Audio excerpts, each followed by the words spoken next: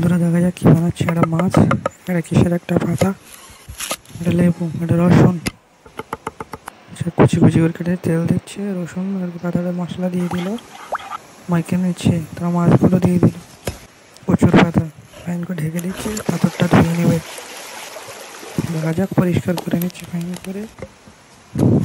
এটা লাউ কেটে নিচ্ছে ভালো করে, বা চাউমিন মতো করে কেটে নিচ্ছে। এটা গাজর লম্বা লম্বা করে কেটে নিচ্ছে, এগুলো ফ্রাই করে নেবে। বাহ, সুন্দর দেখাচ্ছে। লেবু,